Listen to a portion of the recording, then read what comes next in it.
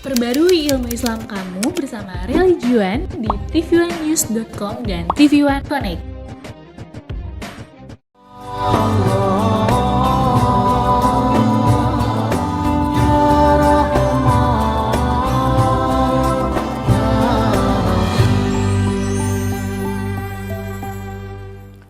Bismillah, walhamdulillah, wassalatu wassalamu ala sayyidina Rasulillah Muhammad ibn Abdullah wa ala alihi wa sahbihi wa mawalah wa la hawla wa la quwata illa billah. Asyhadu an la ilaha illallah wahdahu la syarika lah wa asyhadu anna sayyidana wa maulana Muhammadan abduhu wa rasuluhu la nabiyya ba'dah. Amma ba'du fa nawaina ta'allum wa ta'lim wal ifadah wal istifadah wal iqamah wal istiqamah wal hath ala tamassuki bi kitabillah wa sunnati Rasulillah ibtigha'a mardatillahi wa wajhil karim. Allahumma faqihna fid din wa'allimna ta'wil waj'alna minal ladzina yastami'una al-qawla fayattabi'una ahsana.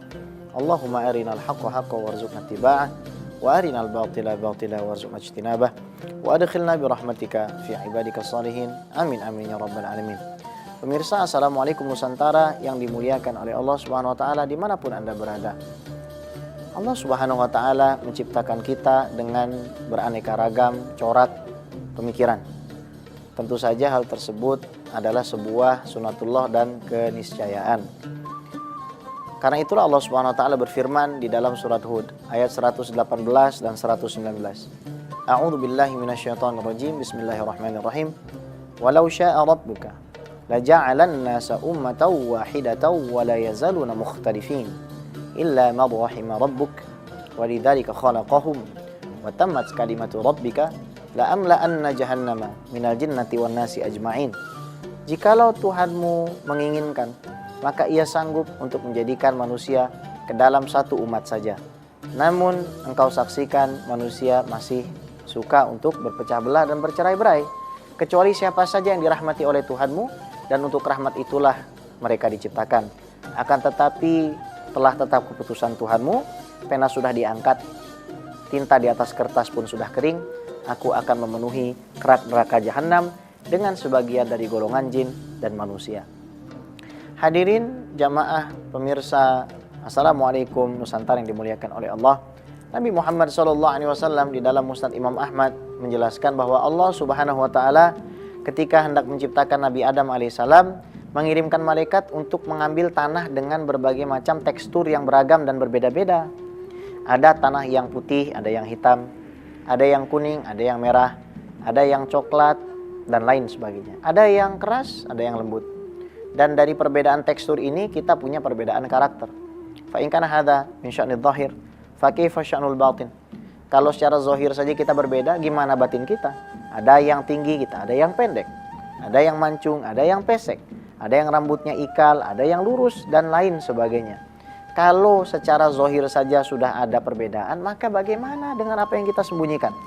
Bahkan dalam tatanan ruang lingkup yang paling makro saja antara suami dengan istri, mereka bisa berbeda pendapat menyoal di mana meletakkan TV baru, di mana meletakkan sofa, di mana meletakkan meja. Mereka punya perbedaan. Nah, bagaimana sebenarnya sikap kita, etika kita di dalam menghadapi ikhtilaf atau perbedaan pendapat di kalangan umat Islam secara umum? Yang pertama, kita mengikuti petunjuk Allah Subhanahu wa taala dan Rasulullah sallallahu alaihi wasallam. Wa'tasimu bihablillahi jami'a wa la tafarraqu. Hendaknya kamu tetap berpegang teguh kepada tali Allah dan janganlah kamu bercerai-berai. Kita dilarang untuk bercerai-berai. Kita dilarang untuk berbantah-bantahan yang tidak berfaedah. Nabi Muhammad sallallahu alaihi wasallam bersabda, "Fa'alaikum bisunnati." Tetaplah kalian berpegang teguh kepada sunnahku. Wa sunnatil khulafa'ir rasyidin al-mahdiin min ba'di, dan khulafa'ur rasyidun setelahku. Wa addu 'alaiha bin nawajidh, dan gigitlah erat-erat dengan gigi geraham kalian sunnahku dan sunnah khulafa'ir rasyidin setelahku.